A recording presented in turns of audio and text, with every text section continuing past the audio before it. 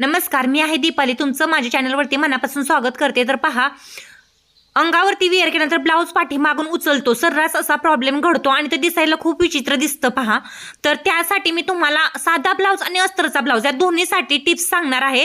प्रथम साध्या ब्लाऊजसाठी टिप्स सांगणार आहे, पुन्हा अस्तरच्या ब्लाऊजसाठी टिप्स सांगणार आहे की बॅक पार्टची शिलाई आणि मेजरमेंट तुम्ही कसं घेतलं पाहिजे की जेणेकरून तुमचा जो ब्लाऊज आहे तो पाठीमागून अजिबात देखील उचलणार नाही किंवा दोन्ही साईडने खाली सरकणार नाही आणि पाठीखालून त्याचा परफेक्ट असा फिनिशिंगमध्ये सेप येण्यासाठी, एकदम परफेक्ट सेप येण्यासाठी मी तुम्हाला टिप्स देणार आहे. तर पहिला पहा, साधा ब्लाऊज घेतलेला आहे. तर साध्या ब्लाऊजला कमरपट्टी किती इंचाची असावी? तर पहा, ती 1.5 इंचाची असावी. ही गोष्ट लक्षात घ्या, साध्या ब्लाऊजला कमरपट्टी 1.5 इंचाची असावी. आणि हो, ती 1.5 इंचाची जी पट्टी असते ना, ती कमरेला एकदम सरळ बसली पाहिजे. त्यासाठी बॅक पार्ट हा कमरेच्या बाजूने एकदम सरळ कटिंग केलेला पाहिजे.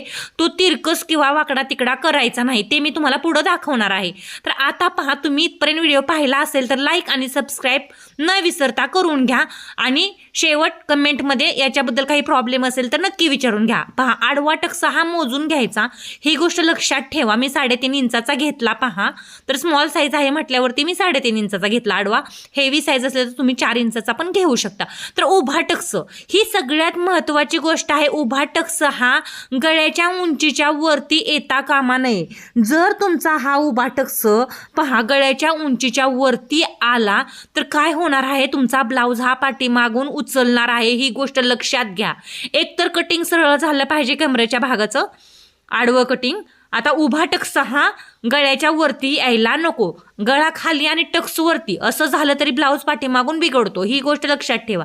आता पहा, अशा प्रकारे मी 4.5 इंचाचं काय घेतलेलं आहे, गळ्याची उंची घेतलेली आहे. तर पहा, ती गळ्याच्या लेवलच्या अर्धा इंच खाली आहे. पाहू शकता, कमीत कमी 1 इंच, पाऊण इंच किंवा अर्धा इंच ती खाली राहिली पाहिजे. ह्या रेषेच्या वरती आली नाही पाहिजे. मी आडवी रेषा आखून त्यासाठी दाखवली तुम्हाला.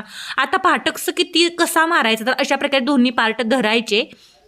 अर्धा इंच इकडून मोजायचं. पहा, अर्धा इंच मोजल्यानंतर पहा, अर्धा इंच मोजून घ्यायचं आणि तिरकस रेष आहे ना ती आखून घ्यायची. तर पहा, तिरकस रेष मी आखून घेतली. आता तिरकस रेष आखल्यानंतर याच्यावरून काय करायचं, टीप मारून घ्यायची आहे. पहा, तिरकस रेष आखल्यानंतर काय करायचं, याच्यावरून टीप मारून घ्यायची. तर पहा, खालून वरच्या बाजूला आणि पुन्हा वरून खालच्या बाजूला काय करायचं आहे, अशा प्रकारे ही तिरकस टीप जी आहे ती मारून घ्यायची आहे. ही गोष्ट लक्षात घ्या. बऱ्याच महिला काय करतात, सरळ खालून वरती जातात आणि वरून साईडला मशीन काढून घेतात. तर तसं नाही करायचं. पहा, अगदी व्यवस्थित असा हा बॅक पार्ट आहे तो व्यवस्थित रेडी करायचा असतो. तर पहा, टक्स मारून घेतला दोन्ही बाजूचा. आता याला कमरपट्टी कशी जोडायची की जेणेकरून ब्लाऊज हा पाठीमागून उचलणार नाही? तर पहा, कमरपट्टी कशी जोडायची. पहा, हे पार्ट सरळ आला पाहिजे. खालची जी रेषा आहे ना ती आपली ब्लाऊजची सरळ आली पाहिजे. जर तीच रेषा खोल झाली ना मध्ये, तर लक्षात ठेवायचं आपला ब्लाऊज चुकला.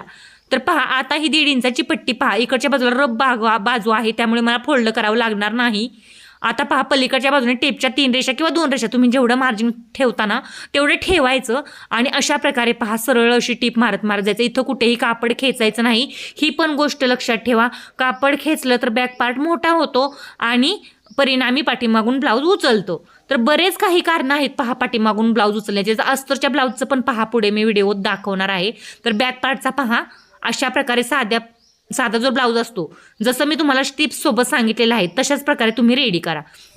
आता पहा, 1.5 इंचाची कमरपट्टी जोडून घेतल्यानंतर ओपन करायची ती. आता ओपन केल्यानंतर याच्यावरती आपल्याला काय करायचं आहे, तर दाबटीप मारायची आहे. तर एक गोष्ट लक्षात घ्या, दाबटीप मारायच्या अगोदर हाताने व्यवस्थित प्रेस करून घ्या आणि हे पहा, आतलं कापड आहे ते शिलाईमध्ये आलं पाहिजे. ही गोष्ट लक्षात घ्या. ही एक टिप्स आहे. हे पहा, इकडच्या बाजूला जिकडं तुम्ही दाबटीप मारणार आहात कमरपट्टीवरती दाबटीप असते, ही गोष्ट अगोदर लक्षात घ्या. कमरपट्टीच्या वरती, ब्लाऊजवरती नाही. तर कमरपट्टीच्या खाली ना शिलाईचं जे मार्जिन होतं ना ते पहा आलं पाहिजे अशा प्रकारे.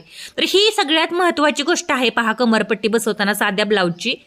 आता पहा, ही दाबटीप मारून झाल्यानंतर पुन्हा काय करायचं की जेणेकरून बॅक पार्ट हा एकदम परफेक्ट साध्या ब्लाऊजचा आला पाहिजे. तर साध्या ब्लाऊजचा तुम्ही आता शिकल्यात जमा आहे. तर अस्तरच्या ब्लाऊजला पण तुम्हाला मी टिप्स सोबत सांगणार आहे आणि अस्तरच्या ब्लाऊजचं पण तुम्ही शिकणार आहात. तर पहा, आता काय करायचं, याला ना अशा प्रकारे फोल्ड करायचं. ही गोष्ट लक्षात घ्या, व्यवस्थित फोल्ड करायचं. कुठेही त्याला गुढी किंवा घडी आली नाही पाहिजे. आतल्या साईडनं टिप मारा, म्हणजे तुमची टिप जी आहे ती परफेक्ट बसणार आहे. कुठेही गळा असा ओढू नका किंवा खेचू नका आणि परफेक्ट अशी व्यवस्थित टिप मारून घ्या. तर ही टिपच्या ऐवजी तुम्ही पुन्हा हातशिलाई पण करू शकता आणि टिप ठेवली तरी काहीही अडचण नाही. पहा, टिप ठेवलेलं उलट चांगलंच आहे हातशिलाईपेक्षा, कारण फिनिशिंग व्यवस्थित राहतं. आता पहा, एकदम सरळ आलं, पाठीमागून उचलणार नाही. आणि हो, अजून एक सांगायचं राहिलं, एकदम सरळ पट्टी आली, पहा पाठीमागून उचलणार आहे, गळाचे शोल्डर कुठेही डाऊन होत नाहीये. अशा प्रकारे तुम्ही साध्या ब्लाऊजला बॅकपार्टचं शिलाई करून घ्या. तर आता तुम्हाला साध्या ब्लाऊजच्या ऐवजी अस्तरच्या ब्लाऊजचं पण सांगणार आहे. तर आणि हो, एक गोष्ट लक्षात घ्या, तुम्ही जर उंची आहे ना ब्लाऊजची ती भरपूर ठेवा, 12.5 13 उंचीनुसार उंची ठेवा. शक्यतो तुम्हाला जर 12.5चा ब्लाऊज लागत असेल तर तुम्ही 13 इंच उंची ठेवा, म्हणजे ब्लाऊज पार्ट हा पाठीमागून अजिबात देखील उचलत नाही. ही पण एक टिप्स आहे. तर एवढ्या सगळ्या टिप्स तुम्ही साध्या ब्लाऊजच्या लक्षात घ्या. आता पहा, तुम्हाला मी अस्तरच्या ब्लाऊजचं पण सांगणार आहे. तर पहा किती मस्त असा मी साध्या ब्लाऊजचा हा बॅक पार्ट जो आहे तो पूर्णपणे रेडी केलेला आहे, कुठेही उचलत नाही. कमरपट्टीची फिनिशिंग वगैरे खूप छान आलेलं आहे, टक्स छान आलेले आहेत, शोल्डर डाऊन होत नाही, गळा गोलाकार सेप व्यवस्थित खोल असा राहिलेला आहे आणि टक्सची उंची ही गळ्याच्या खाली ठेवलेली आहे की जेणेकरून गळा हा पाठीमागून व्यवस्थित बसावा आणि कमरपट्टीमध्ये ब्लाऊज उचलू नये. आता पहा, साईडला ठेवून घेतला हा पार्ट. आता काय करायचं आहे, आता पहा अस्तरचा ब्लाऊज.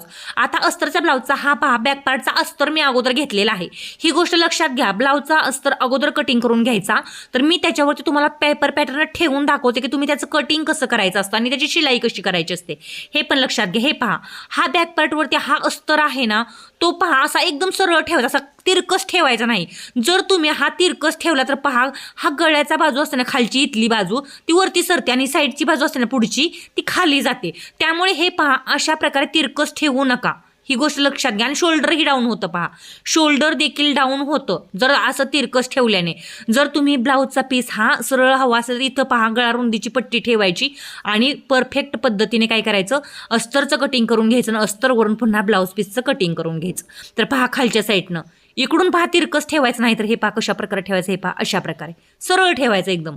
म्हणजे काय होणार आहे, शोल्डर इथली गळा रुंदी वाढणार नाही जिथं मी दाखवते आहे तिथं, आणि खालच्या बाजूने पहा एकदम परफेक्ट फिनिशिंग सरळ येणार आहे.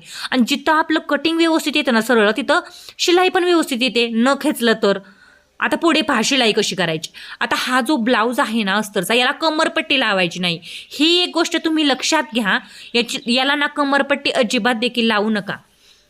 अस्तरच्या ब्लाऊजला शिलाई कशी करायची म्हणजे बॅक पार्ट एकदम परफेक्ट फिनिशिंगमध्ये येणार आहे ते तुम्हाला दाखवते.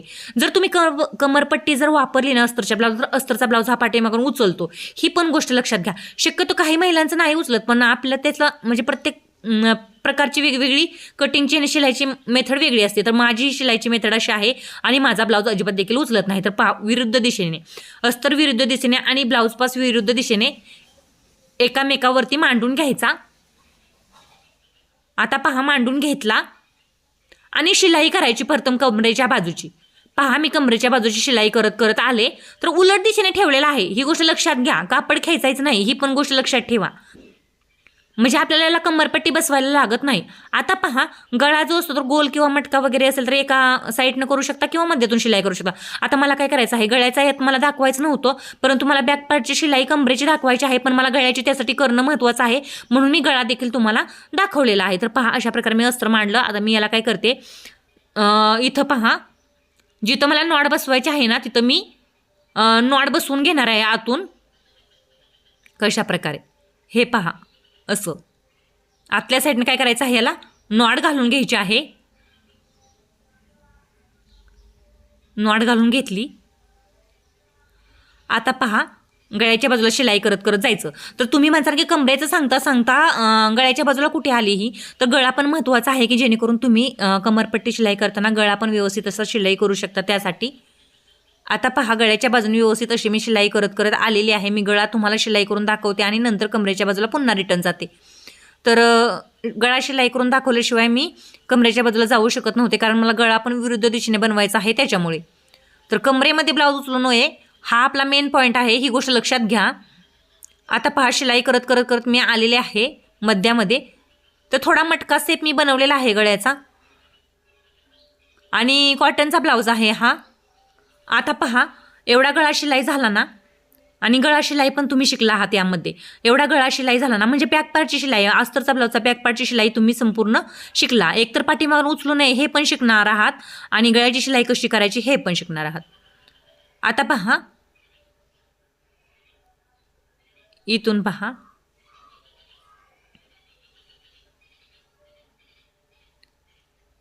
धागा थोडासा लूज गेला, त्याच्यामुळे मी साईडला काढला हा पार्ट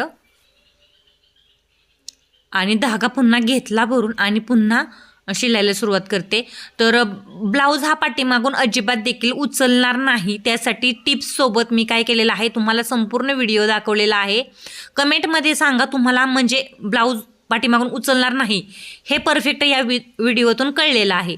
तर गळ्याची शिलाई आणि कमरेची शिलाई दोन्हीची शिलाई समजली असेल तुम्हाला. म्हणजे मी अजून थोडंसं राहिलेलं आहे माझं दाखवायचं पहा, पण धागा निसटला म्हणून मी काय केलेलं साईडला काढलेलं पहा. आता पहा, राहिलेली शिलाई आहे गळ्याची ती आपण कंप्लीट करून घेणार आहोत. तर परफेक्ट फिनिशिंगमध्ये तुम्हाला बॅक पार्ट हवा असेल तर मी जसं दाखवलेलं आहे त्यासाठी मी तुम्हाला गळ्याची पण दाखवलेली आहे पहा शिलाई. ही गोष्ट लक्षात घ्या. तर झालं पहा. आता काय करायचं, इथून पहा कटिंग करत करत करत काय करायचं, जायचं आहे व्यवस्थित असं. आता पहा, कटिंग करत करत मी गेलेले आहे. आता काय करायचं आहे, याला कट्स मारायचे आहेत. छोटे छोटे काय करायचं आहे, कट्स मारायचे आहेत संपूर्ण गळ्यावरती. पण कमरेला कुठेही मारायचे नाहीत, फक्त गळ्यालाच कट्स मारायचे, गळा व्यवस्थित ओपन होण्यासाठी. आता झालं पहा, गळा ओपन करून घेतला.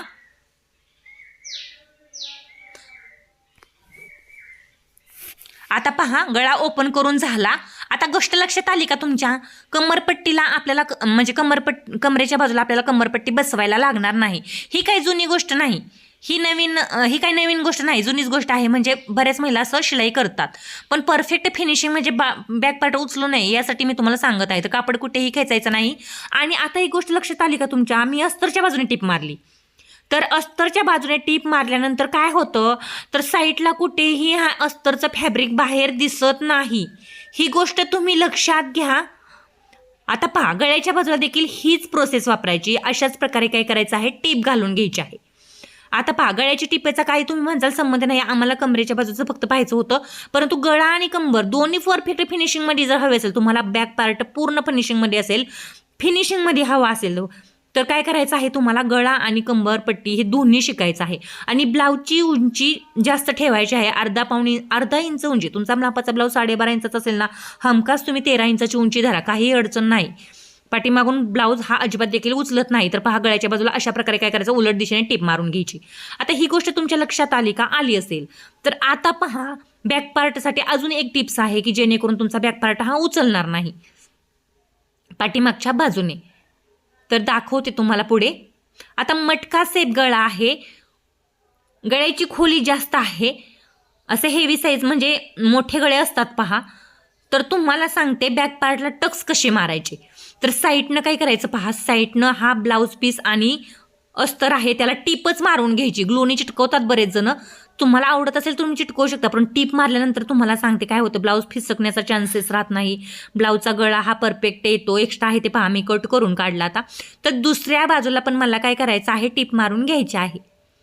दुसऱ्या बाजूला पण काय करायचं आहे, टीप मारून घ्यायची आहे पहा अशा प्रकारे. तर ही गोष्ट लक्षात घ्या. आता टीप मारून झाली म्हणजे आपला बॅक पार्ट पूर्णपणे रेडी झाला. तुम्हाला याला लटकन लेस वगैरे काय लागायचं असेल ना, ते तुम्ही बसवू शकता, काहीही अडचण नाही. परंतु बॅक पार्टला टक्स कसे मारायचे अस्तरच्या ब्लाऊजला ही गोष्ट तुम्हाला सांगते आता. बॅक पार्टला टक्स कसे मारायचे अस्तरच्या ब्लाऊजला, तर पहा आता काय करायचं, इथून पहा मध्यातून जेवढं अंतर तुम्ही 4 इंच 3 इंच ठेवणार आहात ना, ते ठेवून घ्यायचं. आता मी दाखवलं नाही, 4 इंचचं ठेवलेलं आहे मी, हेवी साईज आहे म्हटल्यावरती पहा. अर्धा इंच ठेवायचं आणि उभं अंतर. आता उभं अंतर तुम्हाला गळ्या उंचीच्या वरती जाऊन द्यायचं नाही, जसं की आपण साध्या ब्लाऊजला पाहिलं होतं ना तसं. गळा उंचीच्या खाली राहिला पाहिजे हा टक्स.